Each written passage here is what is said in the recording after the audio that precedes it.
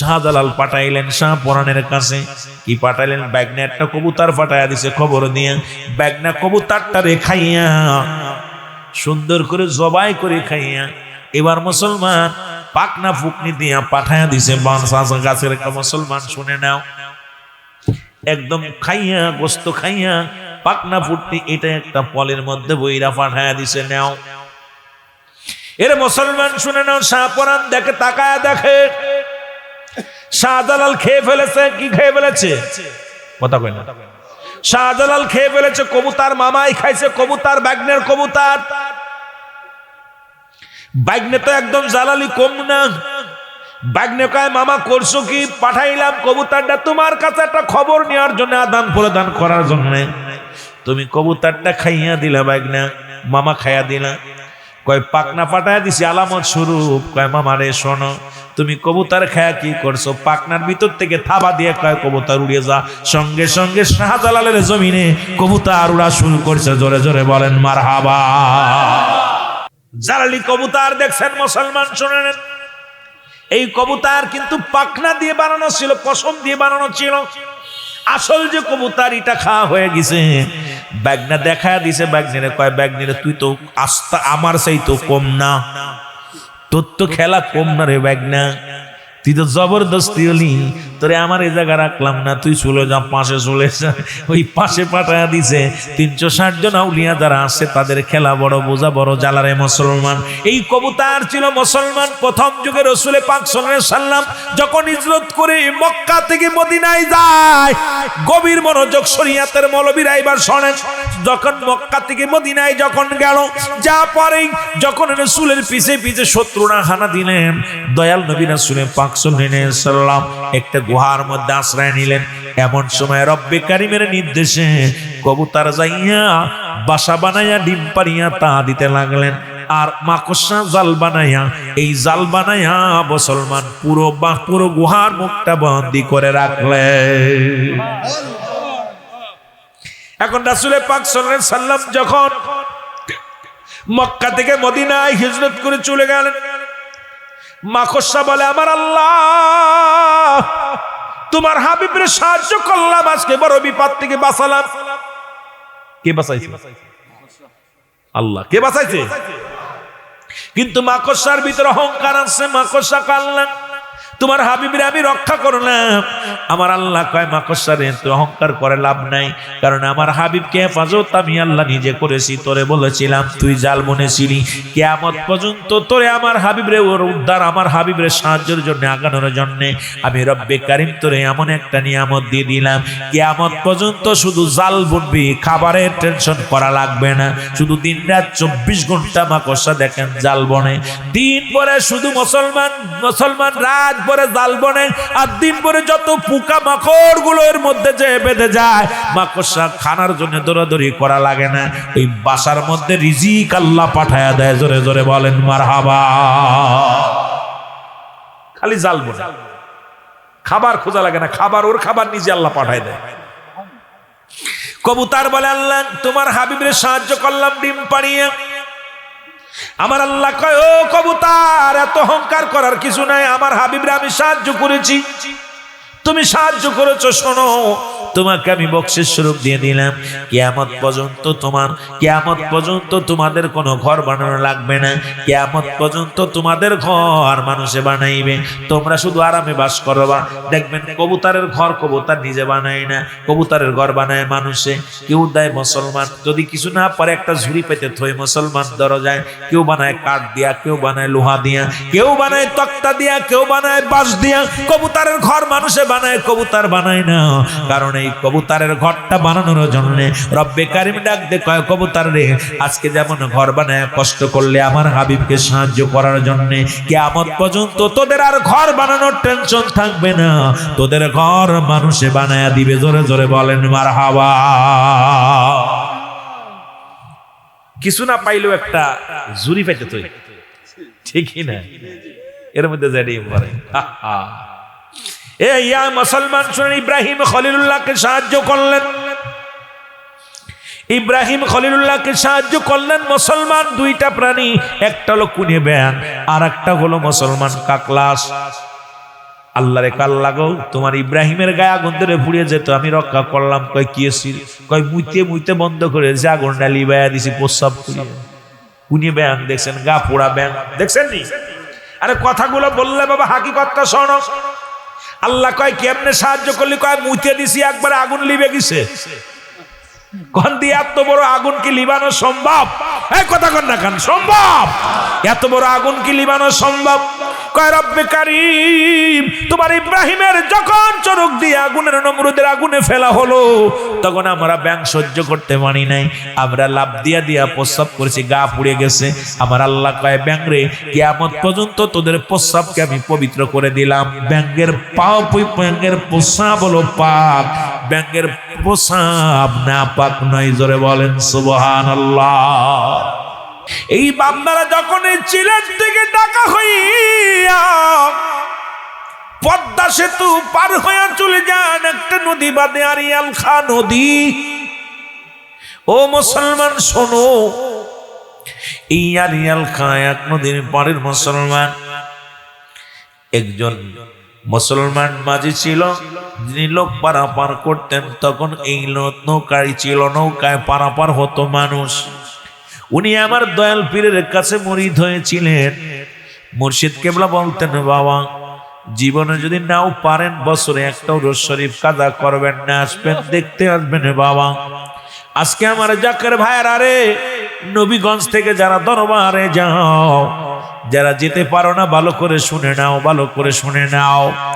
হুজুর বললেন বলপন, ওই জাকের ভাই এই নদী পারাপারে নৌকায় এত পরিমাণ প্যাসেঞ্জার আসলো, শনিবার শুক্রবার শনিবার রবিবার সোমবার প্রচুর পরিমাণ, তখন 1 আনা 2 আনা দিয়ে নদী পারাপারা লাগতো। এত 2 টাকা 10 টাকা নয়, সীমিত পয়সা দিয়ে পার করা হতো। আমার দয়াল পীরের মুরিদ উনি চিন্তা করে সোমবারে যাব। সোমবারে এত পরিমাণ মানুষের চাপ আসলো, উনি যাইতে পারলেন না। মঙ্গলবার হলো, মঙ্গলবারও এত পরিমাণে চাপ হলো। উনি চিন্তা করছে মুসলমান, মঙ্গলবার বিকেল পর্যন্ত উনি মানুষ পারাপার করলেন। পারাপার করে 4টা দিন নদী পারাপার করে ক্লান্ত হয়ে গেলেন। উনি যাইয়া নৌকা ডুবাইয়া বাড়িতে যে ঘুমায় আসলে মুসলমান, শুনে নাও শুনে নাও। এবার সকালবেলা ঘুম থেকে উঠিয়া যখন আসছে ঘাটে আসিয়া নৌকা খুঁজতেছে, তখন আর নৌকা পায় না। উনি অনেক খোঁজাখুঁজি করলেন, নৌকা পায় না। সব জায়গায় খোঁজ করলেন কিন্তু নৌকা পায় না। নৌকা না পায় বড় গরিব মানুষ চিন্তা করে, হারে আমার নৌকা মাত্র একমাত্র সংসারের অবলম্বন। মুসলমান শুনে নাও, আমার ছেলে মেয়েদেরকে চালায় এই নৌকা বেয়ে যা হয়। এখন নৌকাটা যদি হারিয়ে যায় আমার কি উপায় হবে? এই চিন্তা করে আর কাঁদতে বলে, হারে দরবারও যাইতে পারলাম না, নৌকাও হারাই গেল, এখন কি করব? বসিয়া বসিয়া কাঁদতেছিল। আর কান্দে আর কাল্লা, এই নৌকা যদি হারায় যায় আর একটা নৌকা বানানোর সম্পদ আমার কাছে নাই, যে আমি সম্পদ খরচ করি, টাকা খরচ করে আর একটা নৌকা বানাবো। এ দয়াল বাবা মুসলমান শোনো গো, খুঁজতে খুঁজতে দুপুর হয়ে গেল। বাড়ি যায় জোহরের নামাজটা পড়িয়া যাই, নামাজের পর বয়া বয়া কান্দার কয় রব্বে কারীম, আমি গরিব মানুষ, আমার নৌকা যদি হারিয়ে যায় আর একটা নৌকার কিনার মতো পুঁজিও নাই, ছেলে মেয়েগুলো না খেয়ে থাকবে, একমাত্র সংসার চালানোর অবলম্বন হলো আমার নৌকাটা।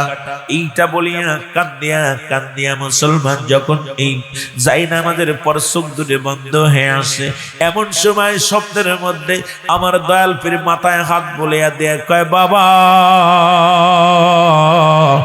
বাড়িতে থাকলাম, মহাপবিত্র বিশ্বর শরীরে আসলা না, আপন পীরকে দেখার জন্য আসলা না। জোরে জোরে বলেন মারহাবা।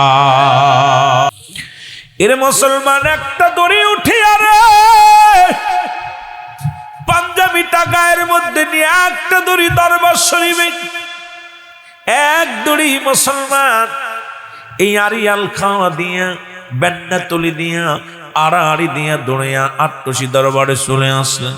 এসে দেখে দয়াল মুর্শিদ হুজুর শরীফের মধ্যে বসে আছি। আমার বাবারা, আমার বন্ধুরা, আমার জাকের ভাই যাইয়া হুজুরের কদমে যাইয়া বললেন, হুজুর হুজুর। বলে, বাবা কি বলো, কি বলতে চাও বলো বাবা। বলো, হুজুর আমার নৌকা হারিয়ে গেছে, আমি গরিব মানুষ, হুজুর আমার নৌকাটা হারিয়ে গেছে। হুজুর বললেন, বাবা আপনি ওরস শরীফ কাজা করলেন কেন? বলো, হুজুর নৌকাটা আমার, আমি গরিব মানুষ, আমার নৌকাটা যদি হারিয়ে যায় কিনার মতো সম্বল আমার নাই, হুজুর দয়া করে মায়া করে আমার নৌকার খোঁজটা একটু করে দেন। হুজুর বললেন, বাবা আপনি আপনার নৌকা রাইছেন, আমার কাছে জিগান খুঁজে নেন গে, আমি কিরাম বলবো, কোথায় রাখছেন, কোন হালাতে রাখছেন আপনি জানেন, আমি কেমনে বলবো বাবা। কয় হুজুর একটু বলে দেন। কয় বাবা ওরস শরীফ কাজা করলেন, আমরা তো বাবা ওজর শরীফ কাজা করলেন, একটা দিন কাপন পীরকে দেখার মন চাই নাই, একটা দিন কাশতে মন চাই নাই বাবা। এখন নৌকা রয়ে গেছে, দৌড়ে আসছেন আমার কদমের মধ্যে। এবার মুরিদ ডাক দিয়ে বলে, চিন্তা করে আমার নৌকা হারাই গেছে, হুজুর কেমনে বুঝলো রে? আমি ওরস শরীফে আসে নাই, হুজুর কেমনে বুঝলো? আমি বললাম নৌকা হারাই গেছে। হুজুর বলে, বাবা কেন ওরস শরীফ কাজা করলেন? তার মানে আর বুঝতে বাকি নাই, যেহেতু আমি ওরস শরীফে আসে নাই, হুজুর ধরতে পারছে আমার নৌকা কোথায় আছে, হুজুর বলতে পারবে। জোরে জোরে চিল্লায় বলা যাবে না মারহাবা। দেখবেন নদীর ঘাটে যারা ছেলেরা গরুর ঘাস খাওয়ায়, ওদেরকে 20 টাকা দিয়ে, কয় টাকা? 20 টাকা দিয়ে, 20 টাকা 20 টাকা কিছু দিয়ে ওদেরকে বলবেন নৌকা খুঁজে দিতে, ওরা খুঁজে দিবে। যান বাবা যান, আপনি যান, আপনি অনেক খুঁজেছেন। হুজুর ডুবুরি দিয়ে খুঁজেছি, নিজেও খুঁজেছি, তল্লাশ করেছি, পাই নাই। হুজুর বলেন, বাবা ওই নদীর চরে যারা খেলা করে, ছোট ছোট মাসুম বাচ্চাগুলো যারা গরু ছাগলের ঘাস খাওয়ায়, ওদেরকে 20 টাকা দিবেন মজা খাওয়ার জন্য, ওরা আপনার নৌকা খুঁজে দিবে। উনি যে বললেন, যা দেখে ছেলেরা ওই নদীর চরে ঘাস খাওয়ায়, গরু ছাগলের খেলা করে। ডাকতে জাকের ভাই ডাকতে বলে, এ বাচ্চারা শোনো, এর গত 2 দিন হয়ে গেল আমার নৌকা হারিয়ে গেছে, এই জায়গা আমি লিখে রেখেছিলাম, ডুবায় রেখেছিলাম, তোমরা যদি আমার নৌকাটা একটু খুঁজে দিতে। কয় মুরব্বি নৌকা আমি খুঁজে দিব, কিন্তু আমাদের 20 টাকা দেওয়া লাগবে। জোরে জোরে বলেন মারহাবা। কত? 20 টাকা। হুজুর কইছে 20 টাকা দিতিস, পোলা মানুষ চাই 20 টাকা, বেশি চাই না। হুজুর কো মুসলমান জাকের ভাই চিন্তা করে দয়াল মুর্শিদ, তুমিও বললে বালকদের 20 টাকা দিলে খুঁজে দেবে, ওরাও চাইলো, তার মানে আর বুঝতে বাকি নাই আমার নৌকা হারাই নাই। উনি নিজে নামলেন পানির ভিতরে, নামলেন যে মুসলমান খুঁজে পাইলেন না। এবার বাচ্চাদের 20 টাকা দিয়া কয়, বাবা তোমরা খোঁজো। বাচ্চারা একটা ডুব দিছে আর নৌকার সন্ধান পেয়ে গেছে। জোরে বলেন মারহাবা। ওরস শব্দের অর্থ হলো আশুক মাসুকের মিলন মেলা। ওরস শব্দের অর্থ হলো বাসর। জীবিত মুর্দা যারা দুনিয়ার মধ্যে আছে, আমার হুজুর পাক জাকের ভাইরা যারা আছেন, আত্মার জগৎ জীবিত মুর্দাদেরকে নিয়ে এমন একটা মেলা মিলায়, যে মেলার মধ্যে অসংখ্যবার নবীজির দুরূদ পড়া হয়, নবীর সালাম দেওয়া হয়, যেখানে অসংখ্যবার দোয়া করা হয়, গোটা বিশ্ববাসীর জন্য দোয়া করা হয়। মুসলমান শুনে নাও, জাকের ভাই কয়, খাজা বাবা ফরিদপুরি রে, আমার ভুলের মাসুল আমি দিলাম, আমি আর জীবনে কোনোদিন ওর শরীফ কাজা দিব না। হুজুর বললেন, বাবা ও বাবা শোনো, দুনিয়ার জাকের, দুনিয়ার মুড়ে যত পীর আছে সবাই তো আপন আপন মুরিদের বাড়ি যায়, আমি যেতে পারি না বাবা। যখন তোমরা নালিশ দাও, তোমাদের নালিশ যতক্ষণ পর্যন্ত আমি রব না দিতে পারি, ততক্ষণ পর্যন্ত আমি মুজাদ্দেদ 1 গ্লাস পানিও পান করি না, বিছনায় পিঠ লাগাই না। সুতরাং আমার বাবারা, আমার বন্ধুরা, আমার এমন পীরের কাছে বায়াত গ্রহণ যারা করলেন, তারা বড় ধন্য, তারা বড় ধন্য। তবে পীর যার যার সুন্নিয়াত সবার, সব পীর যার যার পীর তার কাছে মাথার তাজ। জোরে জোরে বলেন ঠিক কিনা? যেমন ফুলতুলি সাহেব কেবলার কাছে আসেন এক পাগল, 12 বছরের সালা পরা এক পাগল। উনার জবান থেকে আমি শুনেছি, বাবা শোনো, আমি সিলেটের জমিনে প্রথম জীবনে মাহফিল করতে আসি সাহেব কেবলার। আল্লাহ আমাকে বসিয়েছে অনেকগুলো প্রোগ্রাম আমি গুনাহগার করেছি। আমাকে অত্যন্ত মায়া করতেন, ভালোবাসতেন। আল্লাহ পাকের দরবারে শুকরিয়া আদায় করে অনেকবার ওনার সঙ্গে আমার মুসলমান বুকটার সঙ্গে বুকটা লাগানোর সুযোগ হয়েছে, কদমবসি করার সুযোগ হয়েছে। আল্লাহ রাব্বুল আলামিন দয়া করে পাশে এরকম বসে থাকতেন। আমি আলোচনা করেছি। প্রথম আমি যখন আসি জাফলংয়ের জমিনে, তখন 2000 সালে মুসলমান, গভীর মনোযোগ, 2000 সালে প্রথম আসি জাফলংয়ের জমিনে। তখন সাহেব কেবলা এমন একজন মহান পীর ছিল যার কথাগুলো না শুনলে ভাই শুনে নেন। ওনার কদমের মধ্যে আসলেন একজন সালা পরা পাগল। ওনার ভাইয়েরা আমার ওনাকে ধরে নিয়ে আসলেন, ওনার ভাইয়েরা, ওনার বোনেরা, ওনার মা বাবা সবাই ধরে নিয়ে আসলেন সিএনজি করে। হুজুরের কদমে আসলেন। হুজুরের সামনে যখন গেলেন, সাহেব কেবলার সামনে যখন গেলেন, উনিও আসরের নামাজ পড়ে মসজিদ থেকে বাইরে হলেন। সাহেব কেবলার সামনে যখন এই পাগলটা গেলেন, এই পাগলটা দৌড়ায় যায়। পাগলের ভাই বলে, হুজুর আমার এই ভাইজান লেখাপড়া করতে করতে এমএ পাস করার পর এক মহিলার প্রেমে পড়িয়া পাগল হয়ে গেছে 12 বছর। এই 12 বছর শুধু প্রেমিকাকে হারাইয়া এখন ল্যাংটা পাগল হয়ে গেছে। সালা পরায় রাখি, কাপড় পরলে ছিঁড়ে ফেলে, বাস্তা পরায় রাখছে সুন্দর করে। হুজুর বললেন, ওসমান সাহেব কেবলা, মুসলমান শুনে নাও। ফুলতুলি সাহেব কেবলা মুখের দিকে তাকায় বলেন, ওনার হাতের লাঠিখানা, ওনার হাতে যে লাঠিখানা ছিলেন, লাঠিখানা দিয়ে একটা খোঁচা মারলেন। প্রথম কয়, পাগল রে, পাগলামি করিস কেন, ভালো হয়ে যা। কয়, আমি বাবা ভালো হয়ে যা। কয়, আমি সাহেব কেবলা। কয়, কি তুই সাহেব কেবলা? কয়, হ আমি সাহেব কেবলা। জোরে জোরে চিল্লায় বলেন মারহাবা। উনি বললেন, আমি সাহেব কেবলা। তখন সাহেব কেবলার হাতের লাঠি দিয়া 2টা বাড়ি মারলেন। প্রথম যখন ওনার বাড়ি মারছে, এক বাড়িতে বলেন আপনি সাহেব কেবলা। প্রথমে এক বাড়ি যখন মুসলমান মারছে, দ্বিতীয় বাড়ি যখন মারছে, দ্বিতীয় বাড়িতে সঙ্গে সঙ্গে উনি পুরো সুস্থ হয়ে গেছেন মুসলমান। সাহেব কেবলার পাতের লাঠির 2টা বাড়ি খাইয়া 12 বছরের পাগল ভালো হয়েছে। জোরে বলেন মারহাবা। আমি রামজার নাকটা কেটে নিয়েছিল, আমি রামজার চোখ দুটো উপরে নিয়েছিল, আমি রামজার কান দুটো কেটে নিয়েছিল, হাতটা কেটে নিয়েছিল, পা গুলো কেটে নিয়েছিল। আমি রামজার কলিজাটা ফেরে, বুকটা ফেরে, কলিজাটা ছিঁড়ে, হিন্দা গো মুসলমান, আবু লাহাবের স্ত্রী হিন্দা, মুসলমান আমির হামজার বুকটা ছিঁড়ে, বুকটার ভিতর থেকে কলিজাটা টান দিয়ে ছিঁড়ে দিবালয়ে খেয়ে ফেলেছিল। মুসলমান শুনে নাও, হযরতে আমির হামজাকে ওয়াসি জীবনে তাকে হত্যা করেছিল। এই জন্য ওয়াসি যখন সর্বশেষে মুসলমান হয়েছিল, আমার নবীজির সামনে যখন ওয়াসি আসতো, আমার নবীজি ডাক দিয়ে বলতো, ওয়াসি রে, তুমি আমার সামনে এসো না, কারণ তুমি যখন আমার সামনে বসো, আমার চাচা আবু মুসলমান আমির হামজার কথাটা মনে পড়ে যায়। সর্বশেষে ওয়াসি ইসলাম ধর্ম কবুল করে। কিন্তু আমার নবীর কদমে যখন আসতো, নবীজি দূরে তাকাইতো, ওয়াসির মুখের দিকে তাকাইতো না। কারণ আমির হামজাকে এত নির্মম ভাবে হত্যা করেছিল, রঙ্গনি করে ফেলেছিল। রাসূল বলতো, ওয়াসি রে, তুমি আমার সামনে এসো না, কারণ তুমি যখন আমার চোখের সামনে আসো, আমার চাচা আমির হামজার কথা মনে পড়ে যায়। তুমি এমন ভাবে মানুষকে হত্যা করে রে মুসলমান, শুনে নাও। ওদিন আমার নবীজি নিজেই আক্রান্ত হলো, তারপরও চোখের পানি ধরে রাখতে পারে নাই। জোরে জোরে বলো আল্লাহু আকবার। সাহাবীরা বলে, ইয়া রাসূলুল্লাহ, ইয়া হাবিবাল্লাহ, 70 জন সাহাবী শাহাদাতের পেয়ালা পান করেছে। নবীজি বলো, গুনে দেখো লাশগুলো, এক এক করে গুনতে, 1 2 3 4 5 6 গুনতে 69 জন লাশ পাওয়া গেল। একটা লাশ খুঁজে পাওয়া যায় না। জোরে জোরে বলো মারহাবা। নবীজি বলে, কয়জন লাশ? বলে হুজুর 69 জন। নবী বলেন, শাহাদাত বরণ করলেন 70 জন। কয়জন? শাহাদাত বরণ করলেন 70 জন। এখন লাশ দেখে 69টা, আর একটা লাশ কই? বলে, কাল লাশ।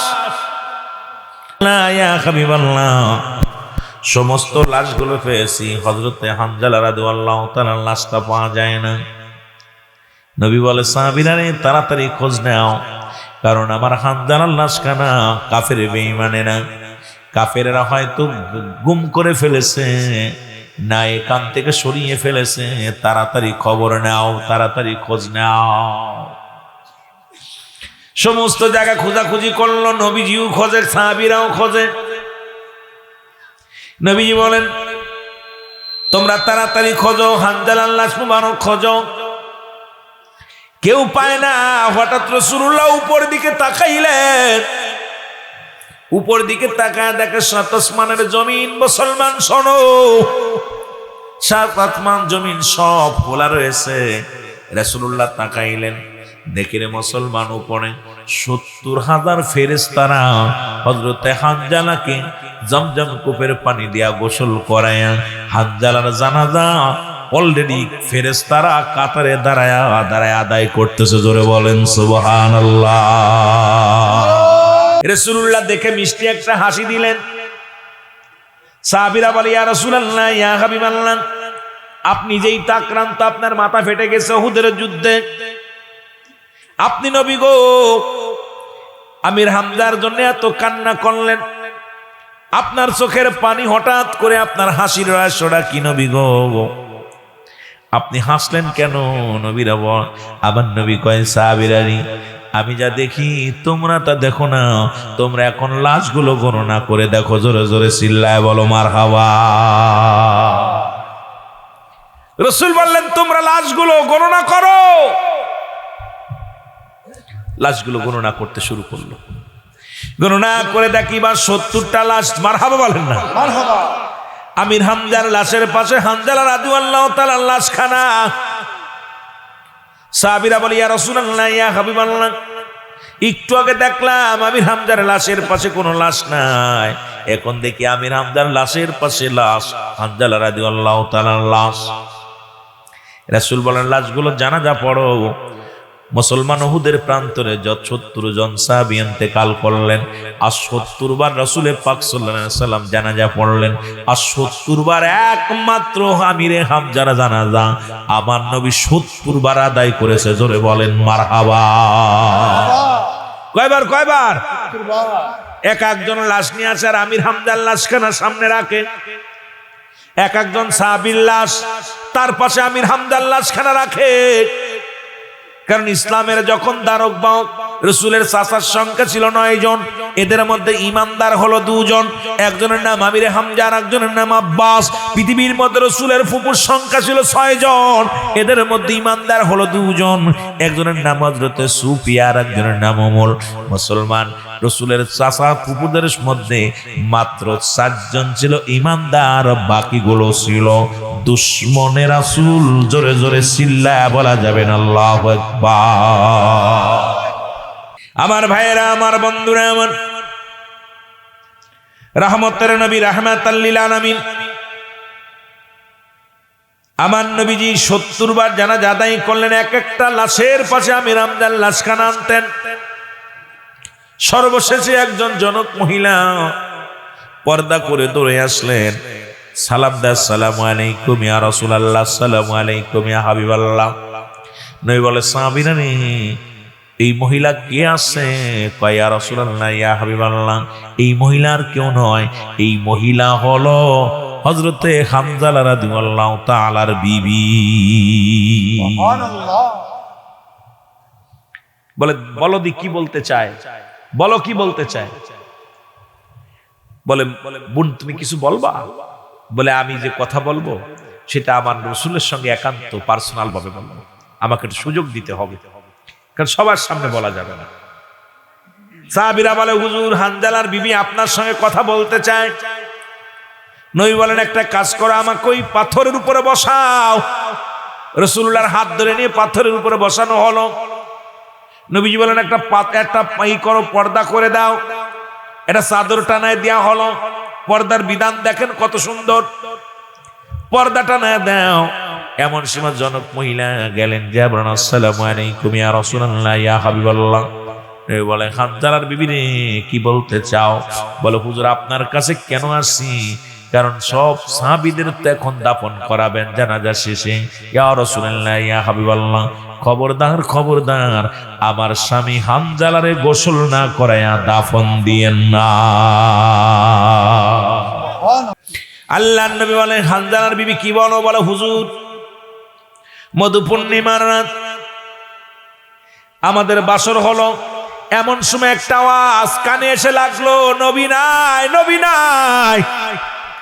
তখন হানজালা তার তরবারিটা নিয়ে ঘর থেকে বাইর হয়ে গেল। ইয়া রাসূলুল্লাহ, ইয়া হাবিবাল্লাহ, আমি পিছন থেকে অনেক ঠেকানোর চেষ্টা করেছিলাম, বলেছিলাম স্বামীরে আমি কূপ থেকে পানি এনে আপনাকে গোসল করাই দিই, যেহেতু আপনার উপরে গোসল ফরজ। সেদিন আমার স্বামী বলেছিল, বিবি রে, আমার নবী যদি না থাকেন দুনিয়ায়, আমি কার জন্য গোসল করব, কার জন্য ইসলামের বিধান মানব রে বিবি? আমার নবী যদি দুনিয়ার মধ্যে না থাকে রে। ইয়া রাসূলুল্লাহ, ইয়া হাবিবাল্লাহ, আমার স্বামী আমার সঙ্গে মিলন হয়েছে, সুতরাং এই অবস্থায় মারা গেছে, আমার স্বামীর উপরে গোসল ফরজ হয়ে গেছে। জোরে বলো মারহাবা। আমার স্বামীর উপরে গোসল ফরজ হয়ে গেছে। আমার নবী ডাকতে বলে, হানজালার বিবি রে, তোমার স্বামীকে কি তুমি দেখছো? বলে, না হুজুর। বলে, যাও দেখে আসো। এবার দেখতে গেলেন, যা দেখে রে স্বামীর মাথা দিয়ে এখনো পানিগুলো চোয়া চোয়া পড়ে। আমার নবী ডাকতে কয়, হানজালার বিবি রে, তুমি জানো না, শুনে নাও, শুনে নাও, আমার হানজালা রব্বে কারিমের এত প্রিয় হয়ে গেছে, আমি হাবিবকে ভালোবাসার কারণে এর জান্নাতি পানি দিয়া, ওই জান্নাতি পানি দিয়া মুসলমান শুনে নাও, ফেরেশতারা আমার হানজালারে গোসল করায়া ফেরেশতার মাধ্যমে জানাজা হয়েছে। জোরে জোরে চিল্লায় বলো মারহাবা। কারণ আমিও দেখে আমিও বড়, কারণ আমিও সব সাহাবীর লাশ দেখেছি, কোন সাহাবীর লাশ গোসল করানো হয় নাই, একমাত্র হানজালাকে গোসল করায় আসমানে নিয়ে। সুতরাং শুনে নাও, শুনে নাও নবীর পাগলেরা, ও নবীর গোলামেরা, শুনে নাও, এই হলো নবীর সাহাবীদের ভিতরে এত প্রেম ছিল, ভালোবাসা ছিল, যারা দুনিয়ার মধ্যে নতুন বিবি যাদেরকে ঠেকায় রাখতে পারে নাই, বাসর রাত বাসর পরেও ঠেকায় রাখতে পারে নাই, তারা জান এবং মাল কোরবানি করে আমার রাসূলকে এত ভালোবাসতো, ইসলামকে যারা ভালোবাসতো, তারা জীবনের কোনো মায়া করতেন না, জীবনের জন্য কোনো চিন্তা করতেন না, তারা আমার নবীর প্রেম তাদের অন্তরের ভিতরে ছিল। জোরে জোরে বলেন মারহাবা। নবী লাগবে কবরে, নবী লাগবে মিজানে, নবী লাগবে ফুলসিরাতে, নবী লাগবে ইয়াউমুল কিয়ামতের ময়দানে। নবী বিনে কোনো বান্ধব নাই, নবী বিনে কোনো গতি নাই, নবী বিনে কোনো উপায় নাই। নবী বলেন, হায়াতি খায়রুল লাকুম, আমার হায়াতের জিন্দেগিটা আমার উম্মতের জন্য কল্যাণ স্বরূপ। কারণ এই পৃথিবীর মধ্যে নবীজি আছে, আমার নবীজি, আমার নবী কয়, উম্মতিরা রে, এই দুনিয়ার মধ্যে আমি নবী আগমন করলাম আমার উম্মতের জন্য মঙ্গল স্বরূপ, কল্যাণ স্বরূপ। জোরে জোরে চিল্লায় বলো মারহাবা। আবার নবী বলেন, আমি দুনিয়া থেকে চলে গেলাম, আমার অনেক ভাইয়েরা আছেন, কয় নবী মারা গেছে, নবী কয় ওফাতি খায়রুল লাকুম, আমার ওফাতটাও। এখন নবী ইন্তেকাল করছে, অনেকের মনে দান্দা, অনেকে চিন্তা থাকে, কেমন মানুষ নবীজি আমার, দুনিয়া আসলো, সংসার করলো, কেউ কয় মাটির মানুষ, কেউ কয় আমগার মতো মানুষ, কেউ কয় মুসলমান, অনেক কথা বলে। ও যুবক, শুনে নাও, শুনে নাও, আমি যদি কথাগুলো বলি অনেকে কষ্ট পায়। যদি নিজের বিবিকে, হালাল বিবিকে যদি মায়ের সঙ্গে তুলনা করা হয়, যে এই মার মতো তোমার চেহারা আমার মায়ের মতো, ওই বিবির সঙ্গে মিলামিশা করা হারাম, ওই বিবিকে সঙ্গে সঙ্গে তালাক দিতে হবে, বিবির সঙ্গে আর ঘর করা যাবে না। তদ্রূপ নবী, আমার নবী যদি কোনো ব্যক্তি বলে ফেলে নবী আমগার মতো মানুষ, ওর ঈমান থাকবে না, সঙ্গে সঙ্গে ঈমান চলে যাবে। কারণ নবীও মানুষ, আমরাও মানুষ, নবীরা হলো গুনাহ থেকে মুক্ত, আমরা গুনায় যুক্ত। জোরে বলেন ঠিক কিনা? নবীরা হলো গুনাহ থেকে যুক্ত, আমরা গুনায় যুক্ত, নবীরা হলো গুনাহ থেকে মুক্ত। নবীরা হলো মাসুমের মাসুম, আমরা হলাম গুনাহমার্কা মানুষ।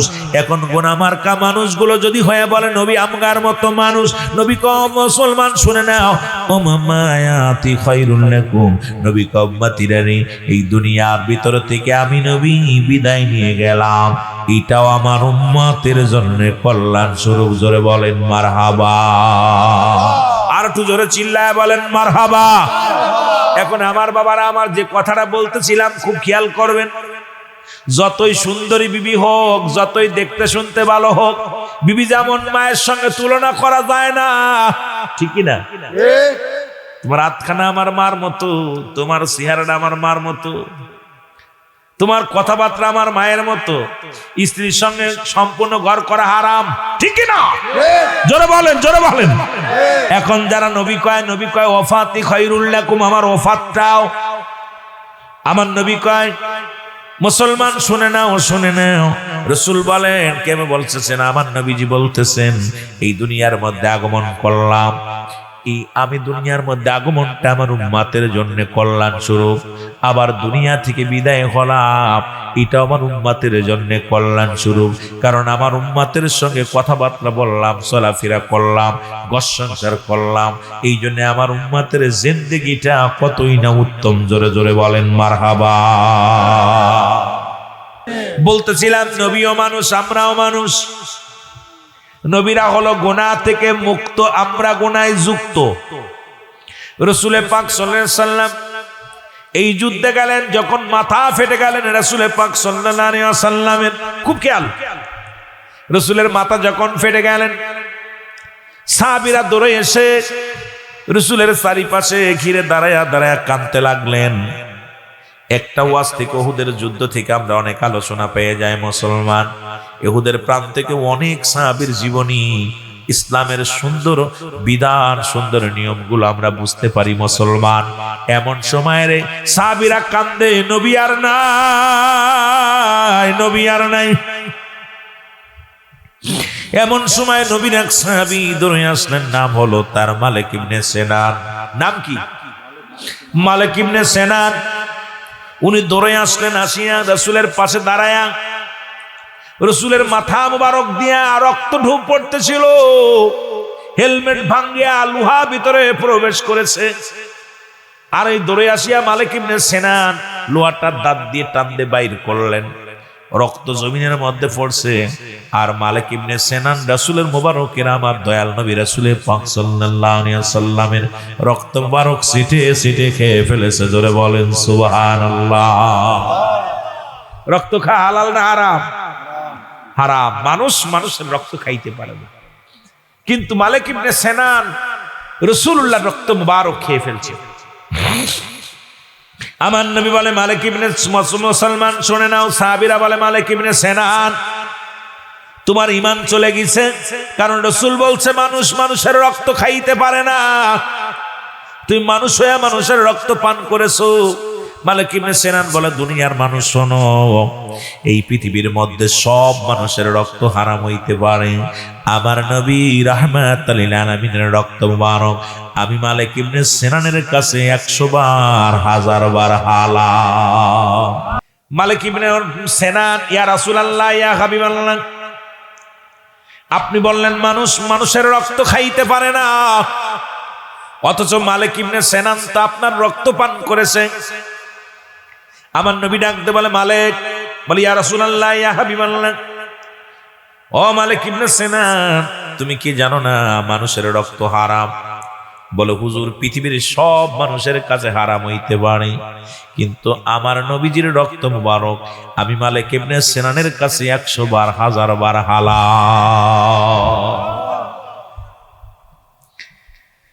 ফতোয়া দিল কিনা? মালিক ইবনে সিনান ফতোয়া দিচ্ছে কার সামনে? নবীজির সামনে। কথা খুব খেয়াল। রাসূলুল্লাহ নিজে বলছে হারাম, মালিক ইবনে সিনান বলে, হুজুর, আমার কাছে হালাল। কথা বুঝেননি? আমরা যে নবীর দুরূদ পড়ি, মিলাদ পড়ি, কিয়াম করি, ওদের কাছে সারা জীবন হারাম হইতে পারে, আমাদের কাছে হালাল। জোরে বলেন ঠিক কি না? আমার বাবারা, আমার বন্ধুরা, আমার আল্লাহর নবী বলেন, সাহাবীরা রে, তোমরা যদি পৃথিবীর মধ্যে কোন জীবিত জান্নাতি মানুষ দেখতে চাও, পৃথিবীর মধ্যে যদি কোনো মানুষ জান্নাতি যুবকদের দেখতে চাও, তাহলে আমার মালিক ইবনে সিনানকে প্রাণ ভরে দেখে না।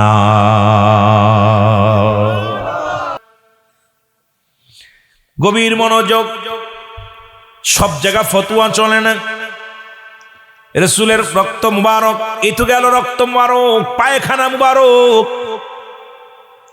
রাসূল পাক সাল্লাল্লাহু আলাইহি ওয়াসাল্লাম পায়খানা করলেন, মারহাবা বলেন না, আরো জোরে।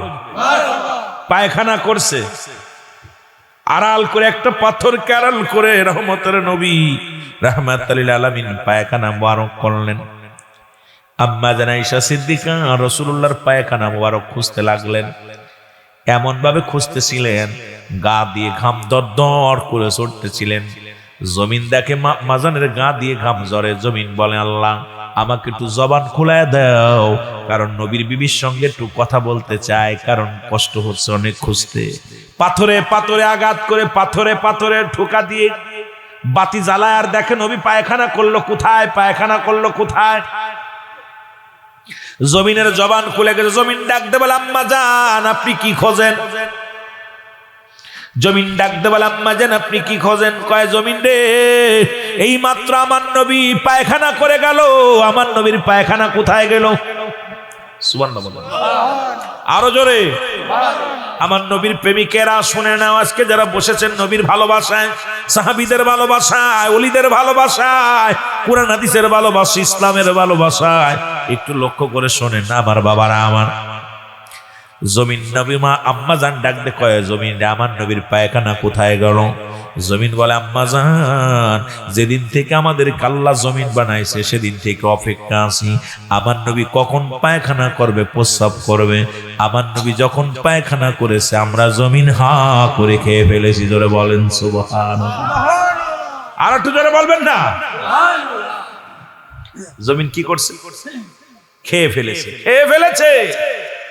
যে সমস্ত মৌলবীরা কয় নবী আমগার মতো মানুষ, যে সমস্ত আলেমরা কয় নবী আমগার মতো মানুষ, এই মৌলবী পায়খানা করলে কুত্তায় খায় না, আর আমার নবীর পায়খানা জমিন পায় না। এখন এই মানুষটা যদি কয় নবী আমগার মতো মানুষ, ওর মতো বেকুব, ওর মতো বিয়াদব, ওর মতো ভণ্ড প্রতারকার দুনিয়ার মধ্যে কেউ নাই। জোরে বলেন ঠিক কিনা? রসুল উম্মে আইমানকে ডাক দে বলে, উম্মে আইমান প্রস্রাবটা রেখে দাও। মারহাবা বলেন না? আজকে নবীগঞ্জবাসীকে কিছু জানায়া দিয়ে যায়, বলে উম্মে আইমান প্রস্রাব মোবারক রেখে দাও, সকালবেলা ফেলতে হবে, দরজা খোলা যাবে না। গভীর রাত্রে প্রস্রাবের ভিতর থেকে সুন্দর ঘিরান, মেশকম্বরের ঘিরান বাইর হয়ে আসলো।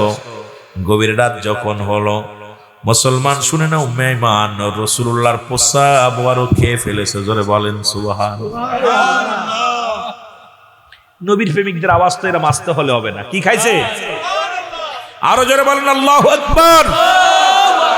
এই আলেমরা বলেন, খবর লাগা, তোমার উস্তাদের ফোন দাও, দুরুল আমিন সিদ্দিকীতে এই ওয়াজ করতেছে, জায়েজ আছে কিনা? রক্ত খাওয়ার ওয়াজ, প্রস্রাব খাওয়ার ওয়াজ করলো। আরে শুনিয়া তোর গুরুরে ফোন লাগা, সব জায়গা ফতোয়া দিও না। উম্মে আইমান প্রস্রাব মুবারক খেয়ে ফেলছে। রাসূলুল্লাহ সকালবেলা ঘুম থেকে উঠে, উম্মে আইমান আমার প্রস্রাব কই? প্রস্রাবটা নিয়ে আসো, ফেলে দিতে হবে। উম্মে আইমান বলে, ইয়া রাসূলুল্লাহ, ইয়া হাবিবাল্লাহ, গভীর রাত্রে একেতে পিপাসা লাগছে আমার, দুই হলো আপনার প্রস্রাবের ভিতর থেকে এত সুঘ্রাণ বাইর হচ্ছে নবী গো, এত সুন্দর ঘ্রাণ, ইতিপূর্বে এত স্বাদ, এত ঘ্রাণ আমি জীবনেও কোনোদিন পাই নাই। ইয়া রাসূলুল্লাহ, ইয়া হাবিবাল্লাহ, আপনার প্রস্রাবের পাতিলটা ধরে আমি আমার পেটের ভিতরে রেখে দিছি। জোরে বলেন না মারহাবা। নবী বলেন, ও মুসলমান, তুমি কি জানো না মানুষ মানুষের প্রস্রাব খাইতে পারে না, হারাম। তুমি করছো কি? খেয়ে ফেলছো। তুমি কি জানো না হারাম? উম্মে আইমান বলে, ইয়া রাসূলুল্লাহ, ইয়া হাবিবাল্লাহ, পৃথিবীর সব মানুষের কাছে হারাম হইতে পারে, আমি উম্মে আইমানের কাছে আমার রাসূলের প্রস্রাব মুবারক হালাল। কারণ এই পৃথিবীর মধ্যে প্রস্রাবটা ফেলে দিবে, এইটা জমিনের মধ্যে পড়বে, সেখানে যদি আমি বেঁচে থাকতে আমার রাসূলের প্রস্রাবের উপরে মানুষ পা লাগায় রে, আমি বেঁচে থেকে লাভ কি? কারণ আমি আমার নবীর প্রস্রাবের উপরে কারোর পা মুবারক লাগাইতে দিব না। নবীরে কত ভালোবাসছে, আমার রাসূলকে কত ভালোবাসে সাহাবীরা। একবার ইমাম মালিকের ছাত্র, খুব গভীর মনোযোগ, মদিনায় যাবে, উনি চিঠি লিখলেন, আমি এবার হজ করতে আসতেছি, হজ করতে আসতে। আলেম ওলামা খুব খেয়াল, ওনার জন্য কামরা সেট করে রাখলেন, সুন্দর কামরা। সুন্দর কামরা হজ করতে যাবে, কিন্তু ওই বছরে হজ করতে গেলেন না। দ্বিতীয়বার আবার চিঠি লিখলেন, বাবা আমি হজ করতে আসি। দ্বিতীয়বার যখন আসলেন হজ করতে, উনি বললেন, হুজুর আপনি গতবার আসতে চাইলেন হজ করতে, আসলেন না, এবার আসলেন। কয় বাবারে আমি, কারণ 45টা দিন মক্কা মদিনায় থাকা লাগে, আমি এইটা অভ্যাস করতেছিলাম। 45টা দিন আমি প্রস্রাব পায়খানা আমার রাসূলের মক্কা মদিনার জমিনে আমি পায়খানা প্রস্রাব করব না, কারণ যে জমিনের মধ্যে আমার নবীজি, মুসলমান শুনে নাও, আমার নবীজি যে জমিনের মধ্যে শুয়ে আছে, আমার নবীজি যে জমিনের মধ্যে আছে, এই জমিনের মধ্যে আমি বেঁচে থাকতে প্রস্রাব করব না, পায়খানা করব না। এই জন্য আমি প্রশিক্ষণ নিয়েছিলাম 1টা বছর, যাতে 45টা দিন প্রস্রাব পায়খানা যেন না করা লাগে। এইটা প্রশিক্ষণ নেওয়া পর তারপরে আমি যখন সাকসেস হয়েছি, তারপরে আমি মক্কা মদিনা জিয়ারতে আসছি। ধরে বলেন মারহাবা। মৌলবীরা এই সমস্ত ওয়াজ পায় না, না কি করে বুঝি না। ঠিক একই অবস্থা ইমাম মালিককে জিজ্ঞাসা, ইমাম মালিক যখন মক্কা মদিনায় হাঁটতেন, পা ফেটে রক্ত বাইর হয়ে যেত। ইমাম মালিক জীবনে জুতা স্যান্ডেল পায়ে দেয় নাই, মারহাবা বলেন না। জীবনে কোনোদিন জুতা স্যান্ডেল পরে নাই, জুতা স্যান্ডেল পরে নাই ইমাম মালিক। মুসলমান যে বাবারা আমার, নবীগঞ্জের বাজারেরা শুনে নাও, ওনাকে জিগাইল ইমাম মালিক, ও মালিক তুমি কেন জুতা স্যান্ডেল পরো না? কয় শুনে নাও, যে জমিনের মধ্যে আমার নবী শুয়ে আছে, যে রাসূলুল্লাহ এই জমিনের মধ্যে পা রাখছে, জানি না আমার রাসূলের কদম মুবারক কোথায় পড়ছে রে। আমার রাসূলের কদমের মধ্যে যদি আমার পা পড়ে যায়, স্যান্ডেল জুতা পায়ে দিয়ে যদি আমি হাঁটি, আমার বেয়াদবি হয়ে যাবে। আমি যদি পারতাম আমার জীবনেও কোনোদিন পা লাগাইতাম না জমিনের মধ্যে, আমি আমি বুক দিয়ে হাঁটতাম, কারণ আমার নবীজির পদধূলি এই জমিনের মধ্যে লেগে আছে। জোরে বলেন মারহাবা। ইমাম মালিক বলে, জমিনের মধ্যে নবীজি তো কত হাঁটাহাঁটি করছে, কত হাঁটাহাঁটি করছে আমার নবী। আমার রাসূলুল্লাহর পায়ের কদম পড়েছে, কদম মুবারক পড়ছে, সেই কদমের মধ্যে যদি আমার পা লেগে যায় বেয়াদবি হয়ে যাবে। আমি যদি পারতাম জীবনে কোনোদিন পা লাগাইতাম না, খালি বুক দিয়ে হাঁটতাম। ভালোবাসা কারে কয়? ভালোবাসতে গেলে ইশকে মহব্বত দুইটা একই জিনিস, ব্যবহারে পার্থক্য হয়ে যায়। আপনি 18 বছরের মেয়ের বুকের ভিতর নিয়ে জড়ায় ধরবেন, আপনার ভিতর থেকে শুধু ভালোবাসা পয়দা হবে। আর যখন ওই বয়সে একটা বিবিরে নিয়ে আপনার বউরে জড়ায় ধরবেন, তখন ভালোবাসা থাকবে, এশক বাইর হয়ে যাবে, কারণ এশক আসবে তখন। মেয়ে মানুষ দুইটা, একটা হলো আপনার মেয়ে আর একটা হলো আপনার বিবি। বিবিরে জড়ায় ধরলে আসবে এশক, মেয়ের জড়ায় ধরলে আসবে ভালোবাসা। ঠিকই না? ঠিকই না? মেয়ের বুকের সঙ্গে জড়ায় ধরলে আসবে কি? ভালোবাসা। জোরে বলেন ঠিকই না? ভালোবাসা দুটাই এক, প্রেম ভালোবাসা সবই এক, কিন্তু ব্যবহারে পার্থক্য হয়ে যায়, ব্যবহারে পার্থক্য হয়ে যায়। কিন্তু এগুলো আমাদের বুঝি না। আমাদের দেশের আলেম ওলামা সব এক খাতায় নিয়ে যায়, সব এক খাতায় মনে করে, চিন্তা করে ও যা আমিও তাই। আমার ভাইয়েরা, আমার বন্ধুরা, আমার আল্লাহর নবী ডাক দিয়ে বলে, উম্মে ঈমান,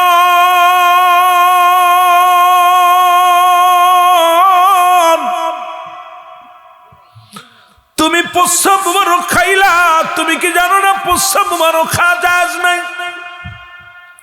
উম্মে ঈমান ডাক দিয়ে বলে, ইয়া রাসূলুল্লাহ, ইয়া হাবিবাল্লাহ, নবী গো,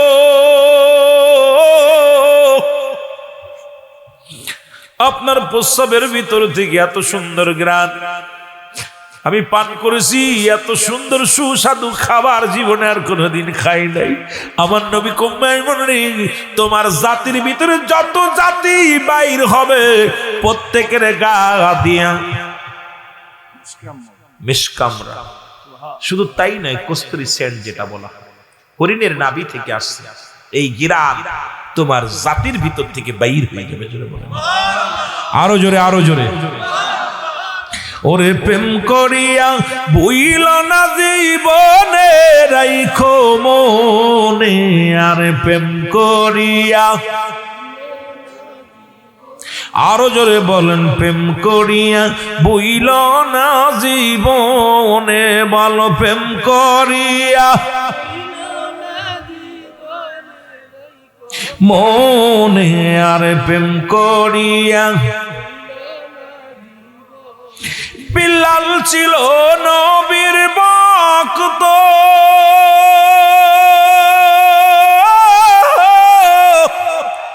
আজান দিত পাঁচ ওয়াক্ত রে ওরে আজানেতে মিলত নবীর শানে হায় হায় আজানেতে মিলত নবীর শানে রাইখো মনে আর প্রেম করিয়া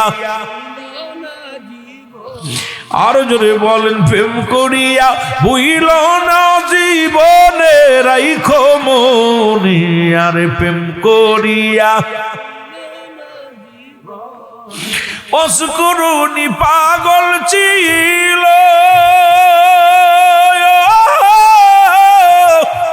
বুতির যে দাঁত ভাঙ্গি ইলো গোর নবীজিকে না দেখা নয়নে হায় হায় নবীজিকে না দেখা নয়নে রাইখো মনে আর প্রেম করিয়া তোমরা প্রেম করিয়া বুইল না জীবনে রাইখো মনে আর প্রেম কর আহা সব প্রেম কি এক রে ভাই এই প্রেম এমন নয় যে প্রেম শিখায় আছে এ নবীগঞ্জের যুবকেরা দিলের কান্না লাগা শোনো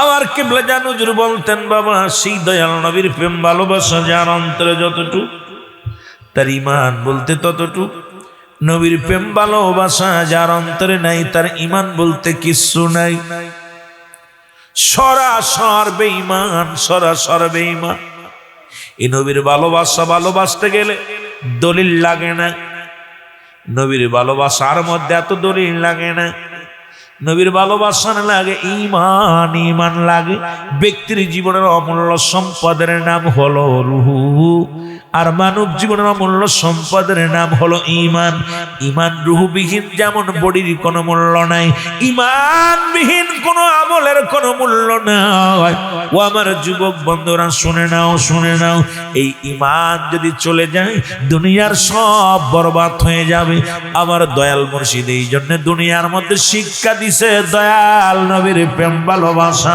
দয়াল নবীর ভালোবাসা দয়াল নবীর প্রেম এই নবীর প্রেম ভালোবাসা যার অন্তরে যতটুক তার ঈমান বলতে ততটুক নবীর প্রেম ভালোবাসা যার অন্তরে নাই তার ঈমান বলতে কিছু নাই সরাসর বেঈমান তুমি সে জামানার আউলিয়া তুমি সে জামানার আউলিয়া কুল শিরোমণি মাওলানা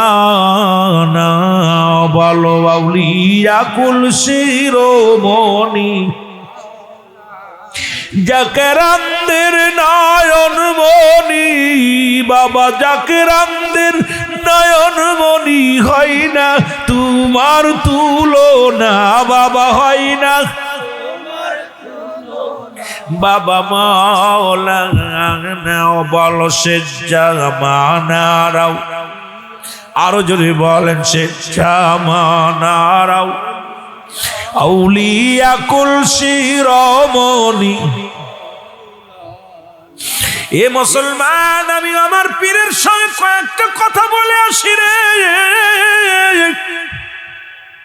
আবার যাব শরীয়তের আলোচনা নিয়ে তরিকাতের কিছু কথা বলি রে মুসলমান শুনে নাও যাদের কথা আল্লাহ তাআলা কুরআনুল কারীমের মধ্যে সূরা ইউনূসের মধ্যে 11 নম্বর পারা 62 নম্বর আয়াত আল্লাহ নিজেই ঘোষণা করে আলা নামাজের আগে আলা নাই হজের আগে আলা নাই যাকাতের আগে আলা নাই আল্লাহ বলে আলা সাবধান ইন্নানিচ্ছানা ইন্নাউলিল্লাহি আল্লাহর তরফ থেকে যারা ওলি হয় লা নাই খাউফুন শব্দের অর্থ ভয় ওয়ালা যদি অবস্থান করে ঘুমদের উপরে জানুন তাদের কোনো চিন্তা নাই ভাবনা নাই বাংলার যুব জমিনের মধ্যে যত পীর কামেল ঘুমায় আসে রে যাদের কোনো চিন্তা নাই ভাবনা নাই, এমন একজন পীর আমার দয়াল পীর খাজা বাবা শহীদ আল্লামা বিশ্বলি ফরিদপুরি, যার নাম ছিল খাজা আসমতুল্লাহ ফরিদপুরি। জোরে জোরে চিল্লায় বলো মারহাবা।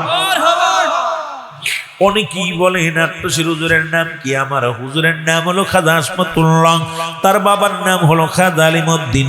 মুসলমান, তার পীরের নাম হলো খাজা ইউনুস আলী মুজাদ্দিদি সাহেব। ও মুসলমান, শুনে নাও, শুনে নাও, এই দুনিয়ার মধ্যে এমন পীর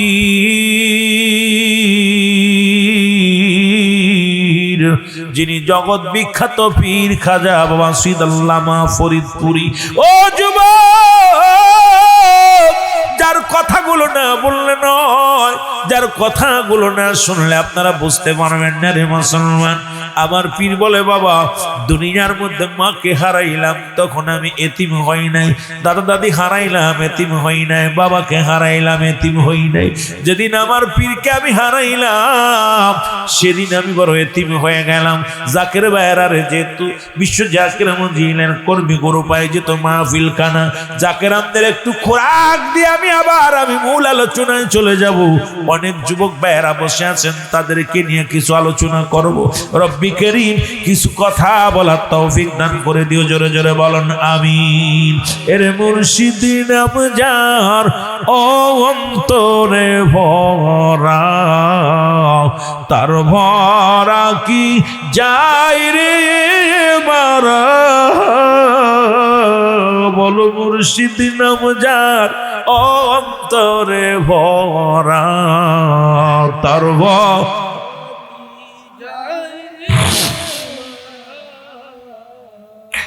তুরিও পারেতে চৈতন্য মুর্শিদ নাম ছিল মহা মন্তর রে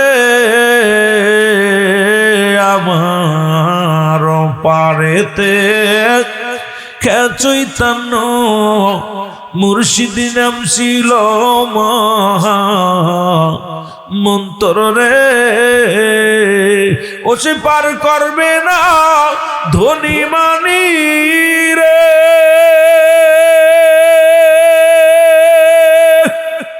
ও সে পার হবে বাবার ভক্ত যারা, মুর্শিদ নাম যার অন্তরে ভরা, তার ভরা কি যায় রে মারা।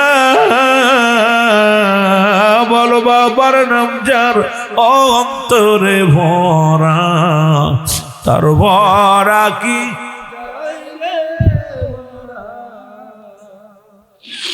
আমি যখন পড়ি গর্বি পাতে মুর্শিদ আমার সামনে খাড়া রে,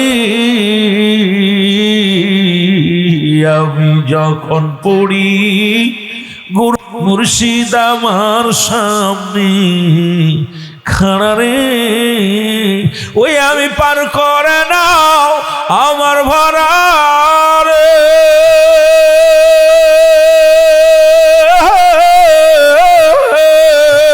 মুর্শিদ উঠছি তোমার বাগানায়, মুর্শিদ নাম যার অন্তরে ভরা, তার ভরা কি যায় রে মারা। আল্লাহুম্মা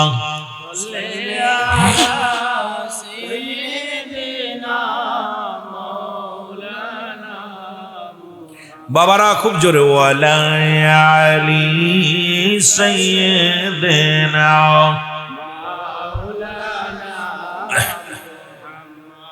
এ দুনিয়ার মুসলমান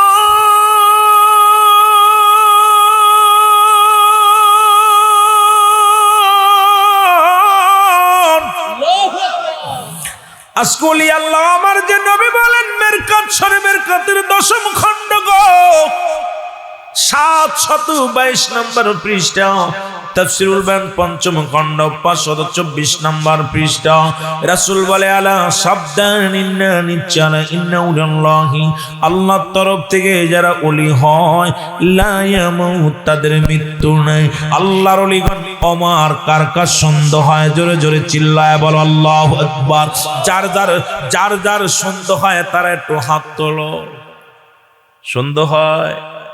ওলিগণ আমার, ওলিগণ মুসলমান, শুনে নাও, শুনে নাও। আপনার মতো আমার মতো আল্লাহর ওলিগণ নয়। আল্লাহর ওলিগণের পাওয়ার দিছে আমার আল্লাহ। এই রব্বুল আলামিন এত পাওয়ার দিছে, আগে বললাম হাদিস শরীফের মধ্যে আছে আলা। আলা শব্দের অর্থ মুসলমান উপর, ইন্না মানে নিশ্চয়, আলা ইন্না উনাল্লাহি, আল্লাহর তরফ থেকে যারা ওলি হয় এর সাবধান করেছে। ওলিদের বিষয়ে কথা বলতে যায় গো। আজকে আমরা সবাই ওলি আল্লাহদের বিরোধিতা করি রে মুসলমান, শুনে নাও, শুনে নাও। ওলিদের পক্ষে থাকলে নবীজির পক্ষে যা সহজ হয়ে যায়। এই দেশের মধ্যে যত ওলিয়া আকরাম আল্লাহর ওলি মাহবুব বান্দার আসলো গো, তার মধ্যে আমার মহান পীর খাজা বাবা সৈয়দ আল্লামা ফরিদপুরীর একটা কথা না বললে নাই। সামনে মহাপবিত্র বিশ্ব ওরস শরীফ 2026 10 তারিখ থেকে শুরু হবে। এই ওরস শরীফ হুজুর বললেন, যখন আপনারা মুসলমান বায়াত গ্রহণ করেছেন, যারা হুজুর বলতেন, বাবা আপনারা বায়াত গ্রহণ করেছেন, সপ্তাহে একবার আসবেন, না পারলে 15 দিন পরে একবার আসবেন, না পারলে 6 মাস 3 মাস একবার, 3 মাসে একবার আসবেন, না পারলে 6 মাসে, না পারলে বছরে একবার। বাবা মহাপবিত্র বিশ্ব শরীফ এটা কাজা করবেন না, কাজা করবেন না। কারণ মহান পীরের দরবারে ওরস শব্দের অর্থ হলো মেলা। ওরস শব্দের অর্থ হলো আশুক মাসুকের মিলন মেলা।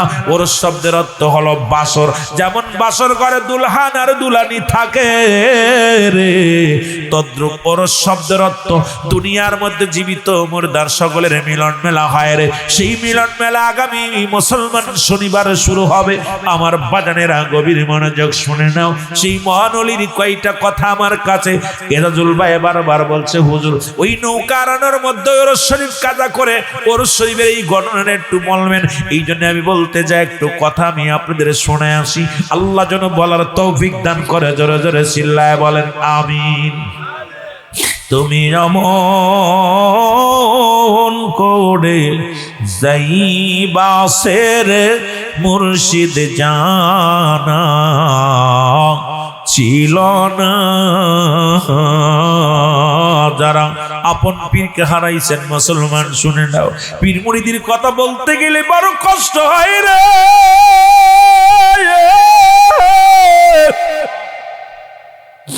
এ সিলেটের ভাইরা, আরে মহান ওলি এই পৃথিবীর মধ্যে শাহজালাল শাহপরান ফুলতুলি সাহেব কেবলা আমাদের যাদের এতিম বানায়া চলে গেছে রে। কাদা ফরিদপুরি, খাজানের পুরি, মুসলমান বদরপুরি, বাংলার জমিন থেকে যারা এতিম বানায় চলে গেছে, আপন আপন পীরের কথা স্মরণ করে, আব্বা মার কথা স্মরণ করে আমার সঙ্গে একটু গজলটাই টান দেন। তুমি যেমন করে যাইবা সেরে মুর্শিদ জানা ছিল না, বলো জানা। আমি দেখা গেল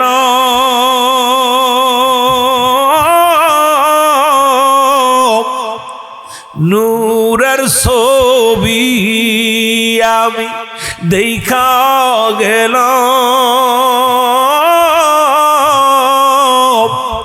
নূরের ছবি, আবার সে দেখি নাই জানা ছিল না আমার জানা। সবাই মহব্বতে যাদের আব্বা নাই, মা নাই, আপন পীর নাই, হারায় ফেলেছেন, সবাই বলেন তুমি এমন করে যাইবা সেরে দয়াল জানা, বলেন জানা ছিল না। আমি দেখা গেল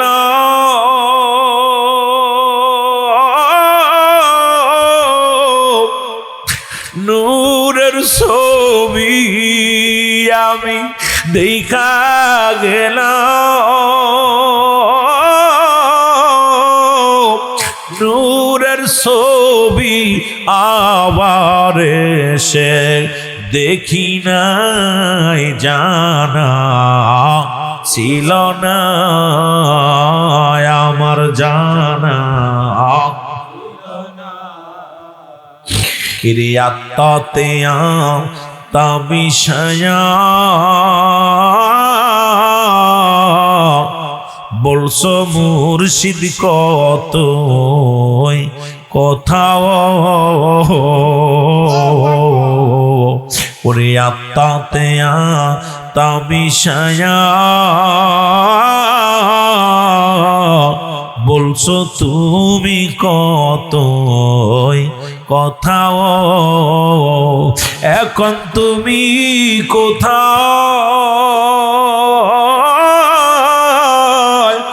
আমি কোথায় এখন তুমি কোথায়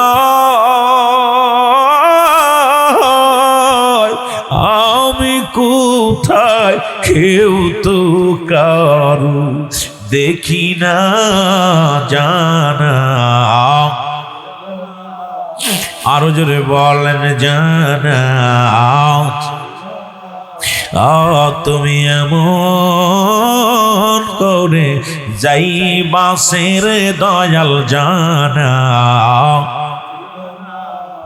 রে কি ডালে দুটি পাখি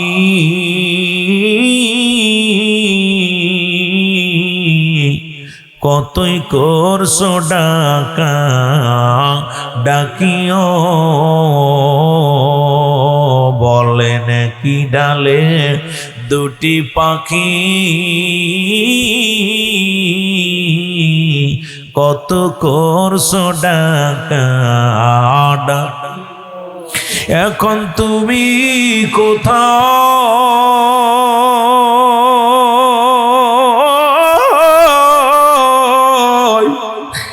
আমি কোথায় বাবা তুমি কোথায়